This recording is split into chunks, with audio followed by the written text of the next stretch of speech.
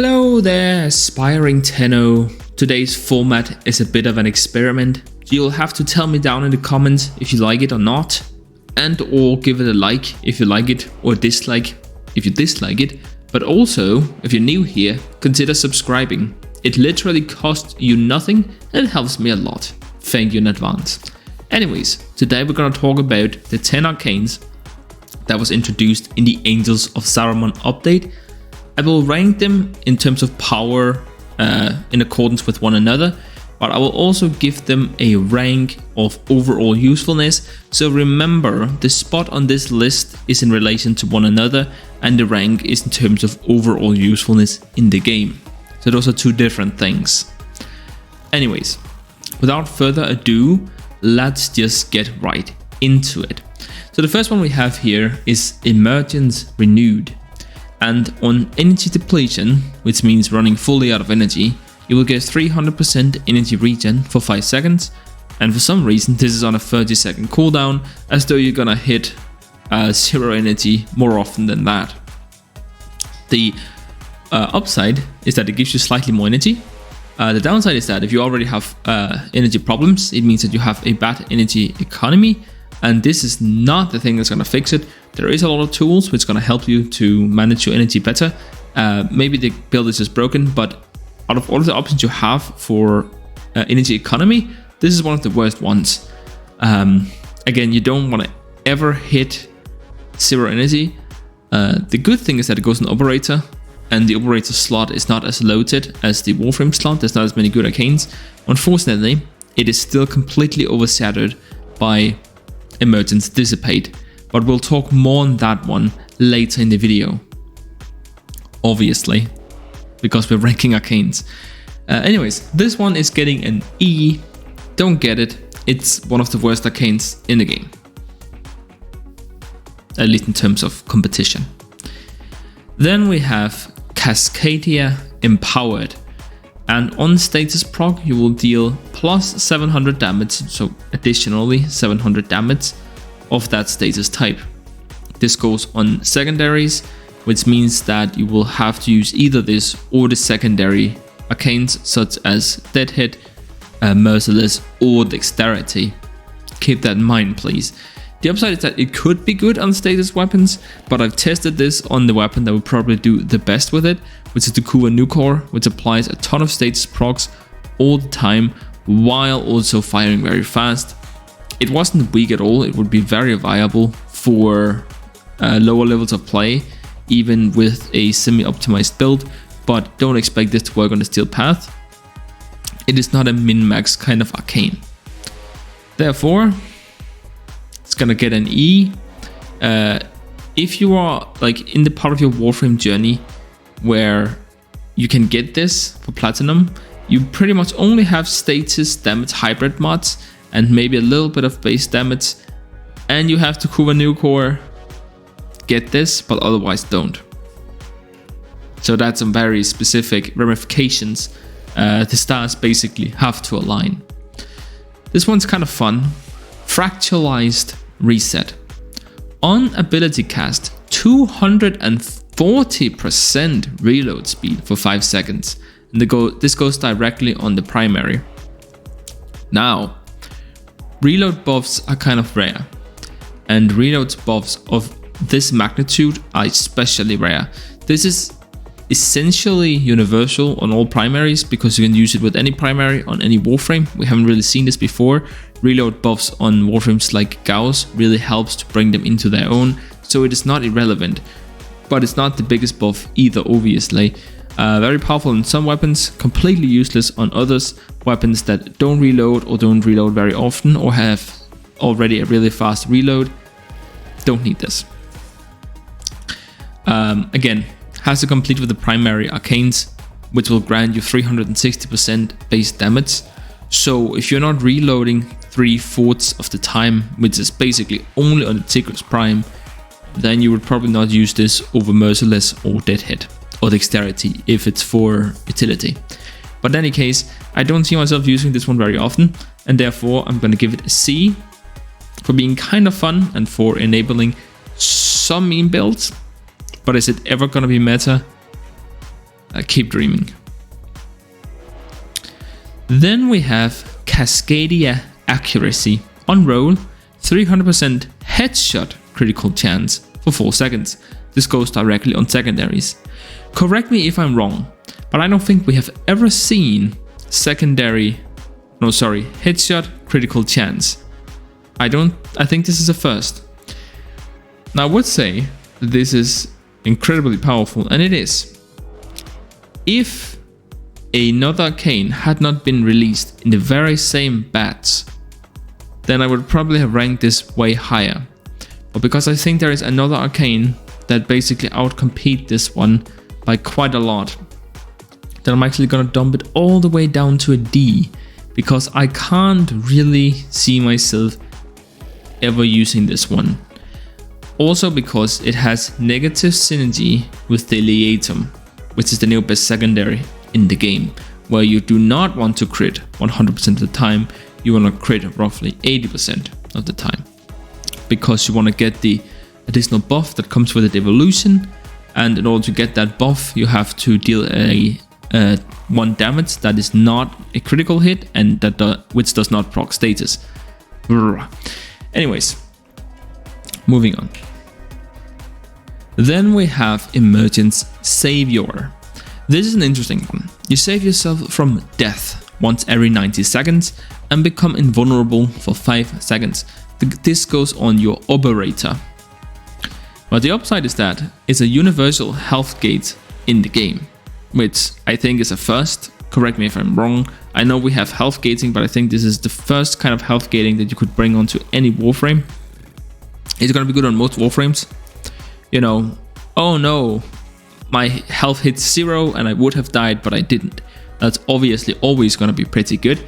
The downside is that it's not something that you can use on its own as a defensive layer, because if you need it to survive, it's on a exceedingly long cooldown of 90 seconds, so you're not gonna have it when you really need it. But this really is a case of, whoops, I made a mistake, I played the build wrong, and therefore I went down, but I didn't because I had this as a safeguard. So that's probably where it's gonna see use. I'm gonna be using this a lot on some of my builds. For example, with my Baruch, absolutely gonna use this, because the only time I'm gonna die is if I don't have my daggers up, and that's my mistake. And I like having this safeguard in that case. Okay, moving on. Then we have Ethernal Eradication. On operator ability, you get 60% damage, it should say here, for your amp for 5 seconds. That's basically no setup. You'll probably cast an ability, maybe to slow down enemies, maybe to strip their armor, maybe to against the Void Angel to strip its armor, and then you'll have the additional damage. No setup, decent enough damage. 60% is nothing to scoff at, but it is strictly worse than some other arcanes like Shadow. This does take more setup, but still, this is pretty good just as a lackadaisical option for casual play. But as it says here, not viable for Eidolon hunting, so please don't take it Eidolon hunting. I'll give it a C. It's an option I could see myself use. It's probably pretty good specifically for hunting angels, but for how much longer will we be doing that? But in either case.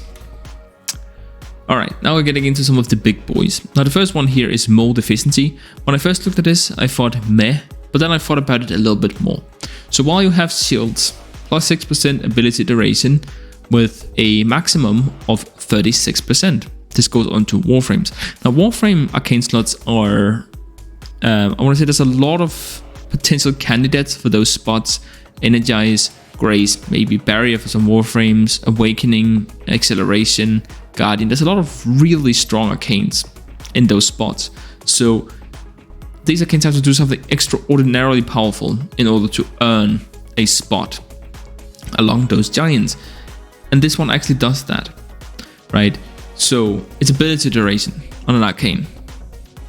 And it's great on invisibility Warframes for 2 reasons. You're not really going to be taking damage, and most of the invisibility Warframes are solo play Warframes anyways. And also all of these Warframes, which is Loki, Octavia, and Ash, all benefit a lot from duration. Loki doesn't need it, but if you're taking that playstyle, you probably want a easy pass through the game, and having to cast invisibility even less often is probably going to help you with that. Unfortunately, any Warframe which cannot permanently sustain their shields, which used to be invisibility Warframes and Warframes that could permanently crowd control a room, like Korra for example, they would have benefited from this, but with the Xmas changes, it's just invisibility frames. So on pretty much all of the Warframes, this is pretty useless. Moving on. Oh yeah, also, I'm giving this one a B, because it is actually really good on those specific Warframes. So good in fact that I'll probably use this one all the time on any build on all of those Warframes. Then we have Cascadia Overcharge. And this is the other arcane I was talking about earlier, by the way.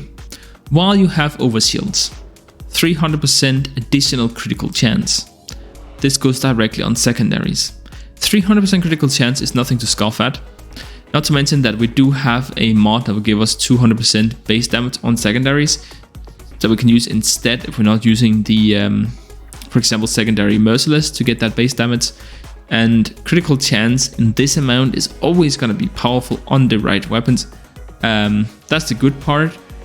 For some builds like Protea, Nuke Artillery, any Hildren build, for example, Harrow, I can't really think of any other Warframe, but builds that uses Chains of Harrow to some effect, Condemning Chains, or whatever they're called, they're going to be able to use this, and it's going to be incredibly powerful on them. Unfortunately, as I just said, the frames that are really meta right now are the ones with a lot of defenses and maybe a weapon buff, using AoE weapons to clear everything. And so this is not going to be the new meta, at least not right now. If AoE weapons falls off, this could become incredibly powerful. We're just not there right now. It's very new player not friendly, because usually builds that sustain shield permanently require a lot of setup. So by the time that this becomes relevant, you're probably already at the steel path.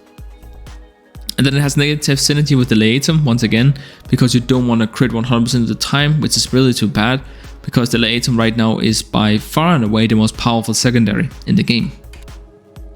I'd still give it an A though, because it's 300% critical chance on secondaries. If it is not incredibly overpowered right now, it will be at some point. And you damn well know that I'm right about that. Alright, now we're into the final two. So, we have Molt Vigor. And this is on operator ability. Your next Warframe ability will have 45% increased ability strength. That is incredible. That is actually so powerful. Listen, it's an arcane that gives you ability strength, and it gives you 45 ability strength. And as it says here, that is a lot. So what's the downside? Well, there's some Warframes which just cannot make use of it. The one that comes to mind is Loki, just doesn't need the ability strength. Other Warframes really need the other two arcane slots, one for Arcane Energize and one for Eruption, for example, or Guardian for defense, energy and defense. And some Warframes has more loose builds in which they can more easily fit the strength into, so they don't really need this, so they don't want to go through the hassle of having to cast an operator ability when they can just have the ability strength all the time. Now on a build like Baruch, for example, my Baruch build, it's very tight. There's already a lot of utility mods, and he needs a lot of basic stats either way, except for duration. So you're probably only gonna cast your ultimate once, so always having 45% more ability strength on the ability that deals a lot of damage, which needs the ability strength, and the ability to have more daggers whenever you cast your third ability, that's really good. So I will absolutely be using this on my Baruch build, and I can think of a few others, like Chroma for example, who would also really love to use this. So this has a ton of potential. It's not necessarily going to be good on every build, but on the build which it does well, it's going to be insane. And as I just said, it fits onto the Baruch build, so it is going to work on some of the really meta builds. And finally, also I'm going to give this one an A. Finally, we have the best of the new arcanes. And this one is pretty insane. Emergence Dissipate. If you left click, when you void sling, you will see a sort of endpoint, a bit of a void spark. If you left click instead of teleporting, you will dissipate this spark, and within a 10 meter radius of that spark, every enemy hit will generate a void orb that will give you 10 energy directly, either on your Warframe or your operator. That's really up to you. So you could use this as a kind of dashing through the level thing, but that's probably gonna be niche and clunky. But using this on the steel path to generate energy, or even just early on in the game to get more energy for your Warframes, that's gonna be insanely powerful. It's gonna be so good. And as it says here, it's pretty easy to farm. Like, compared to how powerful it is, I grouped this with Arcane Guardian, Energize, and Grace. I'm not saying it's exactly as powerful as those, but it's in the same category of power, right? It can generate more energy than Arcane Energize, which that's a pretty incredible feat, because every 20 seconds or so, on average, you're gonna get about 150 energy just from having Arcane Energize, which means you're gonna get 600 energy per minute, which is gonna generate thousands and thousands of energy over a 1 hour run. And this can generate more in one burst. And in that case, on some builds that needs gratuitous amounts of energy, this is probably going to be better, and it's going to open up some of these builds. There's not that many of them, but there were a couple of builds that were held back by this insane hunger for energy. It goes on operator. I put that here because, again, there's not that many great operator arcanes already, and this one is insane. So I'm going to be using this most of the time. This is basically going to be the, I don't know what to put on my build, so I'm going to use this arcane, kind of like Arcane Energize is right now. Now, I also have a lot of cons here. So what are those cons? Well, unlike Arcane Energize, who will generate thousands and thousands of energy passively, this one takes a lot more effort to do the same. It can do more, but just to, reach the same level of energy gains, you'll have to put in more effort. So if you didn't need more energy than what Arcane Energize offers, you'd use Arcane Energize instead.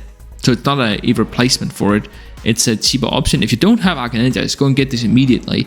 But if you already have Arcane Energize, don't replace it immediately, because I would say for the majority of builds, not a vast majority, but a majority of builds, you still want to use Arcane Energize. It's just if you're really strained for energy, you'll replace it. Also, it does not proc Arcane Eruption. This is not a comparison to Arcane Energize. I'm just saying it's a bit unfortunate. It's not energy orb, so it doesn't actually trigger the effect, knock down the enemies. It would probably be a bit overpowered if it did, but I would not have mind. It would have made it extraordinarily powerful, because basically running those two things would give you all the crowd control and all the energy you could ever have wanted. But anyways, and as it says at the very bottom, I already touched upon this, but it is worse than Arcane Energize on most builds. But there are certain builds that will improve, and if you don't have Arcane Energize maxed, go and get this arcane right now. Okay, now I'm just rambling, so I think I'll see you guys in the next one.